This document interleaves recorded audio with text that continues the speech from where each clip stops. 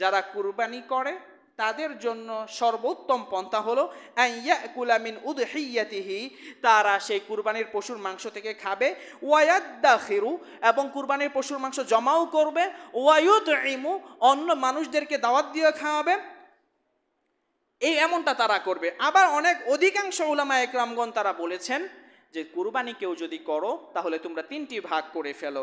এক নম্বর ভাগ হলো আইয়াতাসাদ্দাক বিসুলুস, 3 ভাগের 1 ভাগ তোমরা দান করে দিবে, ওয়ায়াতুইমুস সুলুস, 3 ভাগের 1 ভাগ দিয়ে মানুষকে খাইয়ে দিবে বা হাদিয়া দিয়ে দিবে, ওয়ায়াকুলুস সুলুস, তৃতীয় যে আরেক ভাগ সেটা তোমরা খাও এবং জমা করে রাখো।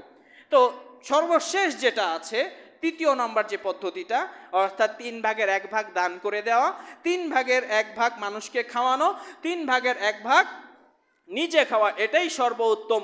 কারণ ঈদের দিন হলো খুশির দিন।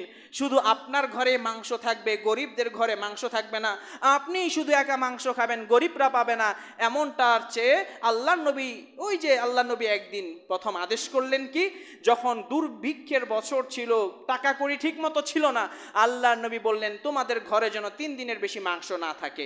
আল্লাহর নবী যখন এই আদেশ করলেন, তখন সাহাবায়ে কেরামগণ যারা যারা কুরবানি করেনি তাদের বাড়িতে বাড়িতে গিয়ে কুরবানির মাংস পৌঁছে দিয়েছে, যাতে করে সকলের মাঝে ঈদের খুশির আমেজটা পৌঁছে যায়।